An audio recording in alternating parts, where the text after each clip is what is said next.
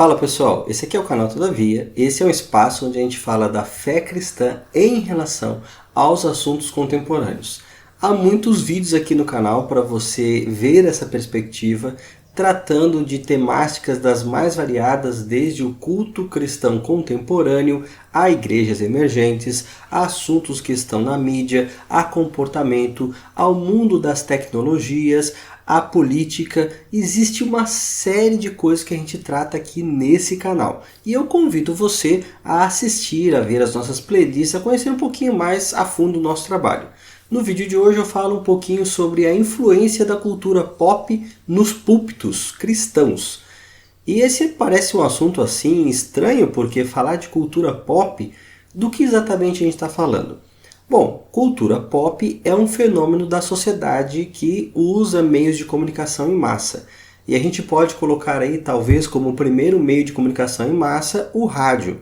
E é claro que o rádio teve um impacto muito grande no evangelismo, porque logo surgiram programas de rádio evangélicos propagando mensagem do cristianismo.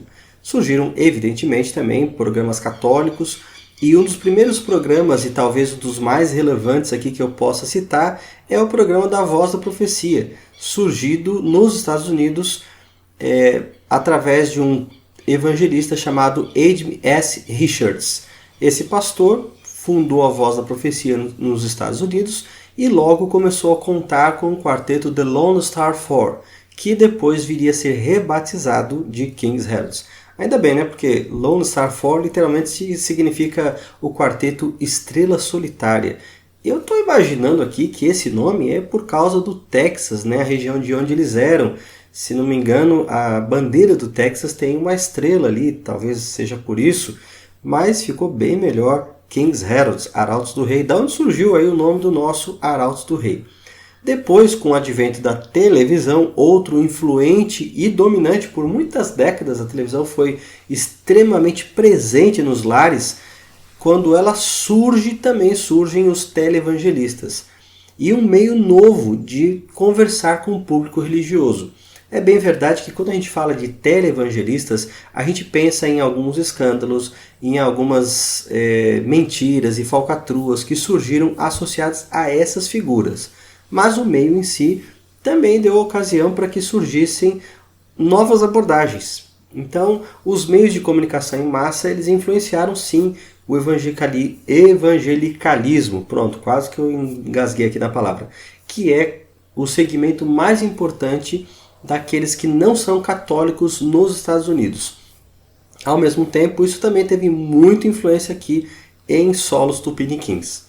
Quando a gente fala de tudo isso, a gente também precisa pensar que não apenas os meios foram dando a oportunidade para a evangelização, mas também os meios foram vinculando um novo tipo de programação, um novo tipo de ideias, um novo tipo de cultura. Basta a gente pensar que essa cultura jovem, que começa a partir da década de 50, de 60 a despontar e que de fato trouxe uma revolução não apenas nas artes visuais, mas também no próprio pensamento ocidental, principalmente com a revolução sexual a partir da década de 60. Isso daí mostra pra gente como a sociedade, de uma forma geral, sofreu o impacto desses meios de comunicação. E claro, essas novas mídias começaram a vincular programas voltados para jovens e adolescentes.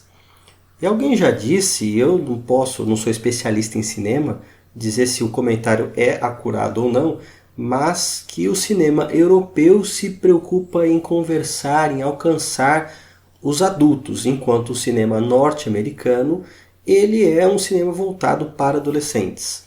De fato, há um certo didatismo na ficção do cinema norte-americano. Se você nunca reparou nisso, pense aí comigo. Nos 5 minutos iniciais do filme, você já consegue, na maioria dos casos, na maioria dos cineastas, e claro, estou falando aqui de cinema comercial, você já consegue perceber se aquele filme vai ser uma comédia, se vai ser um romance, sobre o que se trata. Você faz uma varredura, você consegue escanear toda a temática e abordagem do filme e até dizer em grande parte se você vai gostar ou não. a partir das premissas que são destacadas logo nos 5 minutos iniciais. Então, quando a gente olha para esse tipo de abordagem do cinema norte-americano, dá para ver que é uma abordagem que vai nivelar por baixo. Mais uma vez, eu estou sendo aqui bem generalista. Existem filmes que são bons, são desafiadores, são inteligentes, talvez no cinema americano, também no cinema europeu, mas o ponto não é esse. Nós estamos falando aqui da formação de uma cultura jovem, e dentro dessa cultura você tem uma nova abordagem aventuresca, emocionante, mais dinâmica. Você tem aí o surgimento do cinema de ação, da ficção científica e mais recentemente da figura do super-herói, que já estava presente nas mídias, nas histórias em quadrinhos, e depois foi migrando para outras mídias, primeiro para a televisão e depois para o próprio cinema.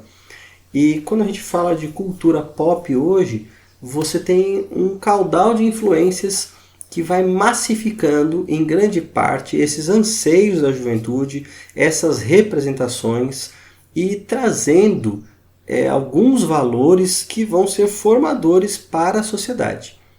E aqui você vai se lembrar daquele conhecido estudo que fala sobre o mito do herói, né? Que ele é chamado, depois ele sofre decepções, aí ele passa por um aprendizado, até que finalmente ele se constrói como um herói.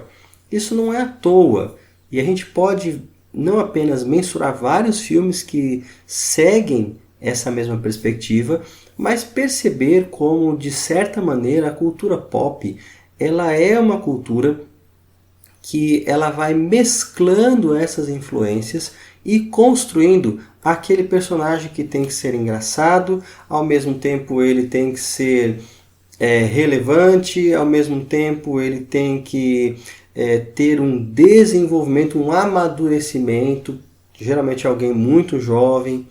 E esses valores também contam com a presença da construção de um panorama mitológico. O que eu quero dizer com isso? Hoje você, quando olha para o cinema, consegue perceber a influência, vamos dizer assim, quase religiosa. Você consegue ver ali aspectos como salvação, como vindicação, como intervenção divina ou de forças além do conhecimento humano. A influência da magia, portanto, é muito presente. Tudo isso está inserido na cultura atual, na cultura que a gente vê. E, de certa maneira, é muito curioso como, por exemplo, as histórias em quadrinhos exemplificam isso. E antes de eu continuar, eu posso dizer para você que desse assunto de histórias em quadrinhos eu tenho um certo conhecimento. Por quê? Antes de eu me converter, antes de eu me tornar cristão, antes de eu conhecer aquilo que a palavra de Deus apresenta como a verdade para esse tempo, eu era um jovem que vivia ali na minha cidade, em Guarulhos. Eu sou natural de Guarulhos, São Paulo, e eu tinha um interesse muito grande por desenhar. Até que um dia minha mãe se interessou por me oferecer um curso de desenho. E ela logo localizou um local onde que frase estranha, né? Logo localizou um local. O rei da literação. Mas ela logo encontrou uma escola de desenhos onde havia um curso de história em quadrinhos. E eu comecei a estudar ali, ver as técnicas. Eu me lembro que eu gostava tanto de histórias em quadrinhos que eu assinava, na época era a Editora Abril, um pacote, e eu recebia 4 revistas por mês em uma determinada época. Acho que eu fiz isso por 1 ano ou 2. Eu também me recordo que na época que eu fazia o curso, eu muitas vezes caminhava alguns trechos, não pegava ônibus, economizava o dinheiro do ônibus para poder comprar revistinhas. Naquela época as revistinhas em quadrinhos usadas estavam ali 50 centavos, R$1, e eu comprei muitas revistas e eu cheguei a conhecer os desenhistas, eu conseguia reconhecê-los pela questão do seu traço, pela forma de desenhar, pelas características, pela abordagem narrativa. E eu comecei a desenhar também, a criar meus próprios personagens, histórias em quadrinhos. Aliás, o correto é minhas personagens. A palavra é comum de 2 gêneros, é feminina. As minhas personagens, eu criava esses mundos, essas coisas. E foi assim que eu fui tomando gosto, né? Aprendi a arte finalizar, a trabalhar com pincel, a usar canetas nanquim, a também usar o próprio pincel, né? Como uma extensão do dedo praticamente. Então eu fui criando gosto por tudo isso. E foi nesse contexto que Deus me alcançou, porque o professor da minha turma era adventista. E a partir dele é que eu pude conhecer a mensagem para esse tempo. Ele me convidou para uma classe bíblica, me emprestou aquele livro antigo que alguns vão se recordar chamado Projeto Sunlight.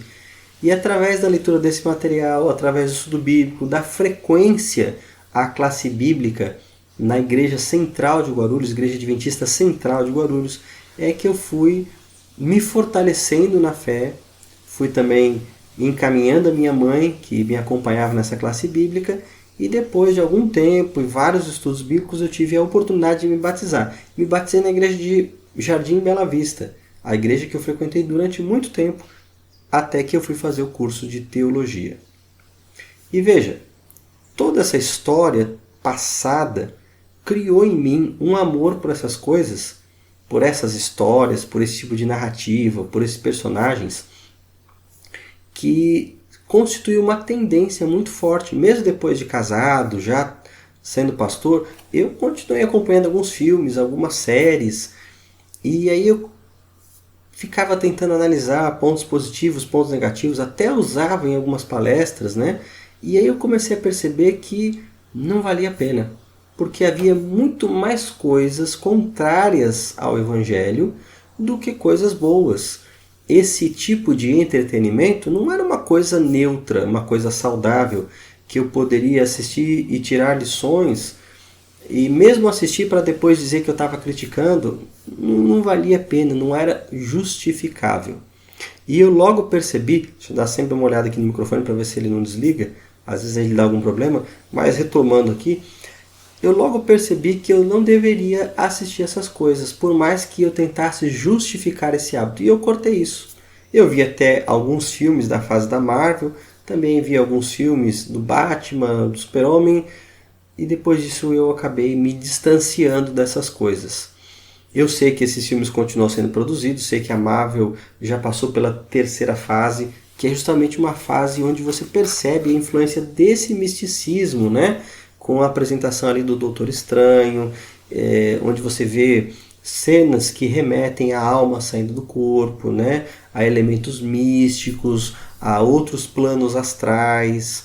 Então, se tudo isso já estava de certa maneira insinuado, mesmo nos filmes da Fox, onde você tem a presença dos X-Men, onde você vê claramente a representação de um telepata, alguém que manipula a mente, se tudo isso estava ali sutilmente mostrado, é nessa fase terceira da Marvel, do MCU, com a presença de um plano esotérico bem estabelecido, é que a influência do misticismo cresce bastante. E nos quadrinhos, é claro, isso só piora, essa influência é muito mais sentida.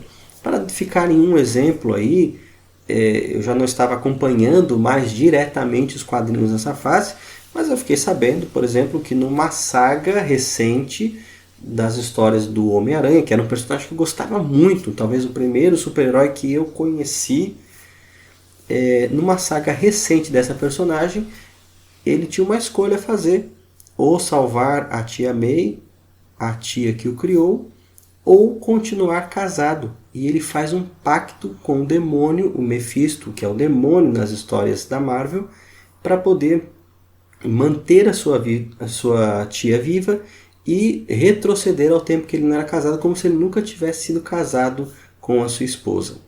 Claro que isso é uma grande jogada de marketing para tentar resgatar as histórias do Homem-Aranha a um período em que ele não era casado, não era comprometido, não tinha uma vida de adulto, e aproximá-lo assim do público mais jovem, adolescente.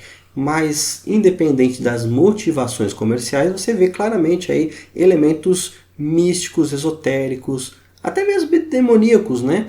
Aparecendo claramente nessas histórias. E eu fiquei aqui em um exemplo, poderia falar de Spawn e outros personagens, Motoqueiro Fantasma, outros personagens que são claramente influenciados por essa ideia de fazer pacto diretamente com o demônio. Veja, não há sutileza nenhuma aí, são coisas declaradas. E claro, isso faz parte da cultura pop, né? Essa ideia que eu falava antes do místico, do sobrenatural, da intervenção de outros poderes, de você ter o escolhido que vai canalizar esses poderes, vai representar as forças do bem. E nos filmes isso aparece de forma assim muito declarada. Por isso que a gente mencionou o aspecto mitológico, muitas vezes até rivalizando, substituindo a própria narrativa da religião. E isso faz sentido porque no mundo cada vez mais secularizado, a presença das religiões ela é diluída, ou seja, perde um pouco da sua essência, ela é massificada e também essa religião ela é só para dar consolo, para fornecer esperança. Ela não tem que ver com fatos, com coisas objetivas. Não existe uma religião verdadeira, existe uma religião útil no pensamento pós-moderno. A religião que me serve, a religião que eu crio, a religião que me faz sentir bem, ou que é fruto da minha tradição cultural, ou, quem sabe, do grupo que eu participo.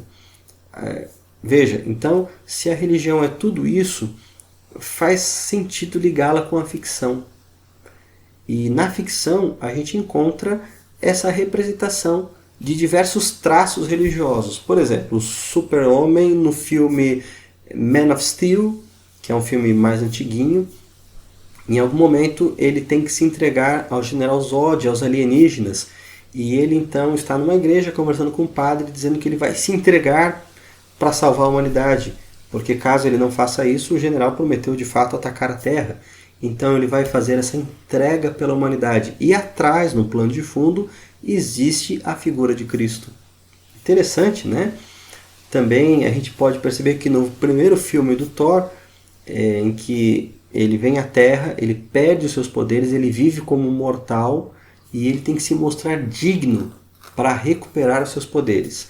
E é justamente nessas circunstâncias que o Thor vence a sua batalha e tem que agora retornar a Asgard, o lar dos deuses, e reencontrar com seu pai, o todo-poderoso Odin.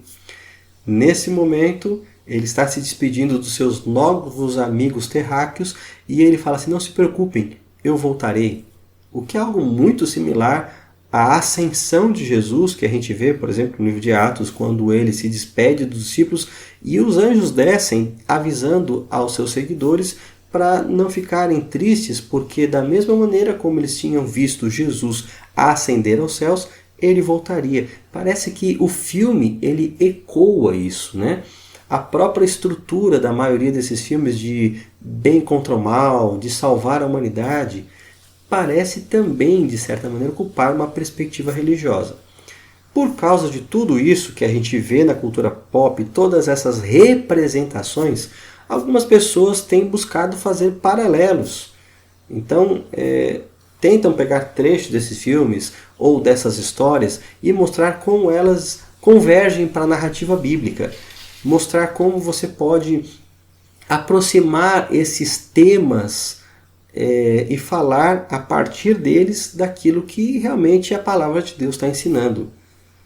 Talvez as vantagens defendidas por alguns desse tipo de abordagem é que elas alcançariam pessoas que vivem nessa cultura. Pessoas que já estão acostumadas com esse tipo de narrativa, a ver esses filmes, a acompanhar essas séries. Uma outra vantagem propalada seria aproveitar temas que estão no momento, né, que despertam naturalmente a curiosidade. E há alguns anos, por exemplo, na época que se lançou Vingadores Ultimato, foi feita uma Semana Jovem em algum lugar, Semana Jovem Ultimato. E eu sei que não é a única, né? Nós já tivemos até mesmo um pastor que celebrou um casamento vestido com a roupa do Super-Homem. É sério, gente, quase uma coisa patológica. Ele conseguiu chamar mais atenção do que a própria noiva. Pensa na recordação que essa noiva vai ter do próprio casamento. A infelicidade de ter um celebrante que talvez na boa intenção, na melhor das ideias, não conseguiu dosar o momento, não conseguiu, como é que eu posso dizer, não conseguiu manter a solenidade que esse tipo de cerimônia requer. Enfim, seriam essas vantagens anunciadas reais? Seriam justificativa suficiente para a gente pegar elementos da cultura pop, de repente, para campuris, para semanas jovens, para programas especiais, para vídeos, aproveitar as músicas, aproveitar as vestimentas, aproveitar alguns elementos, algumas coisas, ou até mesmo fazer referências em títulos, em mensagens, em abordagens? Muitos podcasts cristãos, muitos programas feitos para jovens, muitas decorações desses programas aproveitam tudo isso que eu estou falando aqui. Isso não é nada novo. O problema, gente, o problema de tudo isso é aquilo que eu já mencionei. Isso daí não é neutro. Esses elementos da cultura pop, eles são uma proposta de substituir a religião. Eles são uma espécie de representação religiosa alternativa. Eles são o que a gente está acostumado a chamar de contrafação. São quase que paródias daquilo que a Bíblia ensina. E daria para traçar inúmeros paralelos entre essas narrativas ficcionais vistas em filmes, em games, em séries, em HQs, daquilo que realmente a Bíblia está colocando como sendo o grande conflito entre o bem e o mal. E alguns elementos da própria representação do cristianismo, algumas coisas a respeito do caráter de Deus. Por exemplo, no filme mais recente aí do Thor, aí eu já não assisti, mas eu fiquei sabendo de muita coisa pela internet, e hoje em dia, depois que esses filmes são lançados, há muitos comentários. Mas é interessante que o personagem que é o antagonista ao Thor, ele é alguém que não acredita mais nos deuses, e aí tem todo um questionamento no filme, qual seria o papel dos deuses, para que servem os deuses? E isso é tratado no filme de uma forma satírica, como se de fato os deuses fossem apenas fanfarrões que estivessem aí pelo mundo.